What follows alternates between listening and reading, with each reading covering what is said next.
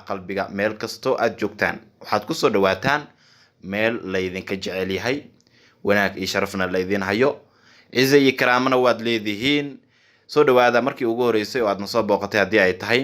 subscribe inoo saar gambaleelka furo like-ta share-ta iyo qaybta commentiga in fikirkaaga aad inoogu reebtan hanaga ilaabin haddii horaan aadan la joogtay sharaf iyo karaamo ayaad leedahay like-ta saar si muuqaalka meel fog uu u gaaro waa muuqaal aad u xiiso badan oo qaar badan oo kamid ah asxaabteena saacadii ugu dambeeyna soo weydiinayeen inaan ka soo hadalno waxaana ay ku saabsan tahay arinta King CK iyo waliba xaaskiisii hore oo aad loo hadal hayay maalmihii ugu dambeeyay isla markaana dad badan ay siyaabo kala duwan u dhigayeen CK wuu aamusnaa dhawaanahan halka bandhigyo cajiib ah uu soo bandhigayay Shiine Culey oo kamid ah YouTuberiska Soomaaliyeed kuwooda ugu saameynta badan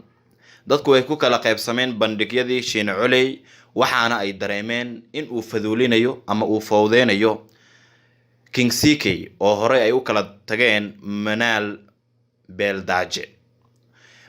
Beeldaaje maadaama King CK muddo kooban ay isqabeen oo ay kala tageen soo dhaweynta uu sameeyay Shiine Culey iyo waliba muuqaalada uu baraha bulshada ku baahiyay iyo sawirada waxa qof walba oo aqli leh u cadaatay in Shiine Culey uu uga faa'iideystay fursadaas in uu ku fowdeeyo ama culays uu ku saaro ama uu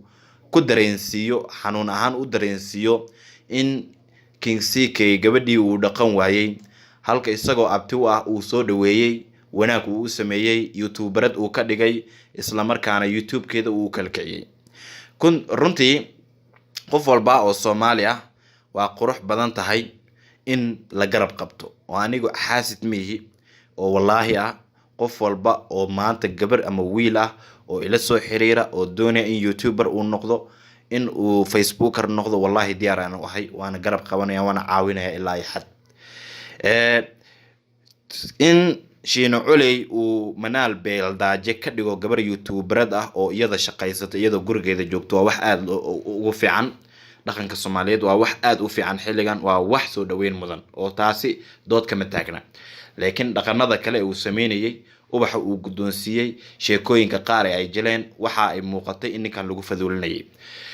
iyadoo Shiine qaatil laga taagnaa waxa ku soo biiray Ayub Carlo oo isaguna halkaas tagay ubaxna gudoonsiyay waxaana labadooduba soo muuqatay inay uga faa'iideysteen dagaalkii ay kula jireen King CK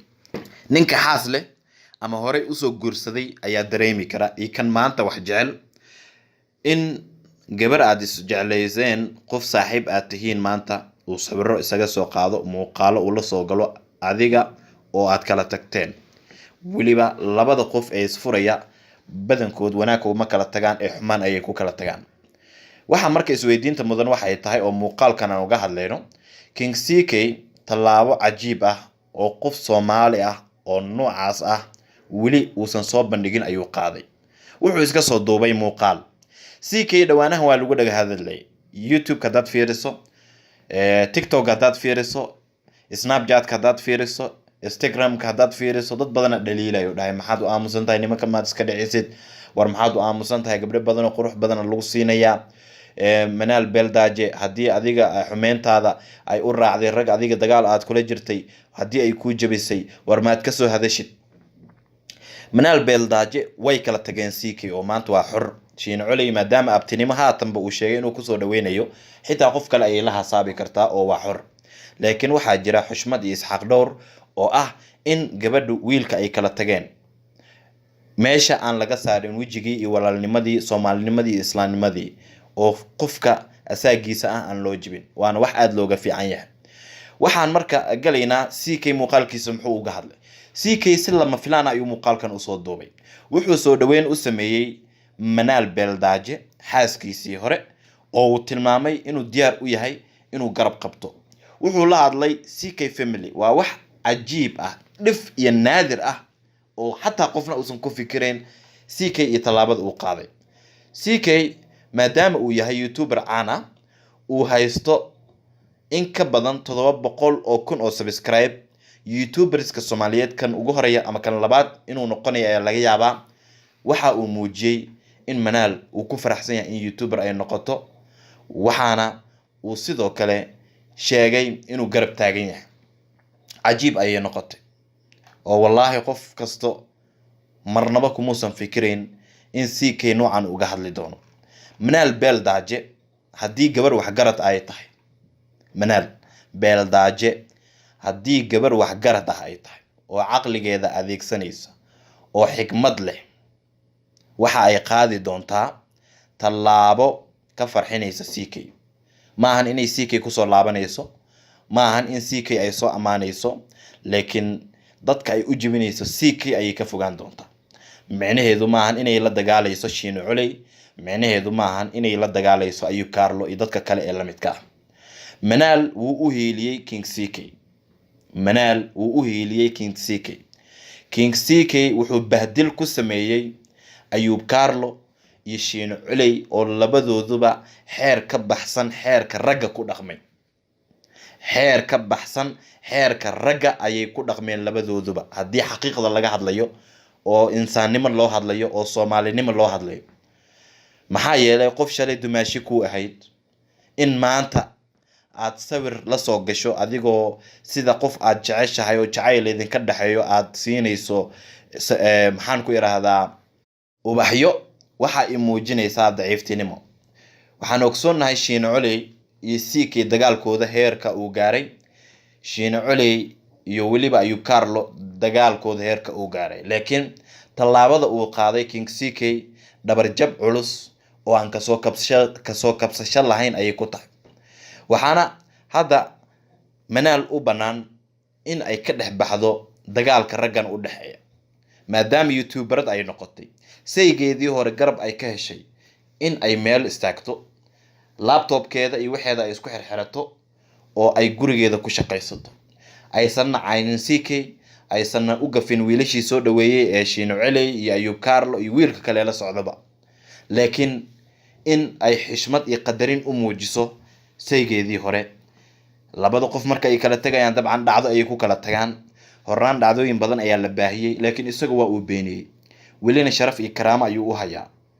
waxaana dhacdadan laga baran karaa oo dhalinyaradu ay ka baran karaan marka calafka uu dhamaado in qofka aadan xumayn, marka calafka uu dhamaado in wejigii aadan tirtirin, marka calafka uu dhamaado wanaagii idiin soo dhex maray inaad dib u go'ataan. dabcan dad badan oo Soomaaliyeed oo YouTubers oo waxgarad ah way ka digeen waxa ay ku dhaqaaqayeen Ayub Carlo iyo Shiino Culey, laakiin maanta godkooda ayaa biyo ugu soo galay. halka wada iyaga u furan waxa ay tahay in raaligelin ay weydiistaan King CK, ama ha ahaato mid public ah ama ha ahaato mid si hoose ay ula xiriirayaan oo ay ninkaasi camaamada korkiisa saarayaan. waa dad asxaaba leeyahay, YouTube ayaa laga wada bariisayaa. qofka bini aadamka ahna qofka xaasidka ah ma roona, qofka walaalkaana inaad dulmiso ma roona. aniga hadda kula hadlayana diyaar ayaan u ahay qof walba oo YouTuber raba inuu noqdo inaan ku caawiyo, ilaa iyo xad inaan gabadha YouTuberka ah ama noqonaysa inaan caawiyo, wiilka sidoo kale aan caawiyo. King CK cashir cusub ayuu kusoo kordhiyay baraha bulshada, cashirkaas oo lama ilaabaan ku noqon doona ragga faduuliska ku waday dhawaanihanba King CK u arkayay inay ku fool xumeyn karaan suuradiisana ay ku dili karaan, sumcadiisana ay ku dili karaan. rag iyo dumar waa ay kala tagaan, wax cusub maahan, laakiin dhacdo ugu baahayay noqotay gabar shalay dumaashi aad dhahaysay in maanta aad la dheesho oo ubax gaduudan aad siiso oo meelaha qaar aad la tagto. waad mahadsan tahay. muuqaalkan anigoo xamaasadaysan ayaan duubayaa, waana kaga mahadcelinayaa sida had iyo goorba aad inoogu xiran tahay. muuqaalkan kan xiga anigoo caafimaad qaba, adigoo caafimaad qaba inaan wada daawan doono ayaan rajeynayaa. mar walbana Guuxa Wararka Tube waxa uu taagan yahay ka hadlida xaqa iyo in la garab istaago qofka dulman, qabiilka uu doono ha ahaado, gobolka uu doono ha ka soo jeedo, magaca uu doono ha lahaado. qofka dulmiga mar walba wada in laga hortago waa wax muhiim inoo ah dhammaanteen. intaynu dib ugu kulmi doono muuqaalkan kan xiga, sii share garay, subscribe, like, share haddii ay tahay markii ugu horeyso channelkeena aad soo booqatay. like-tan waxay naga caawinaysaa in meel fog aan gaarno. like-ta intaan saar ku dhihin adiguba saar. mahadsanid.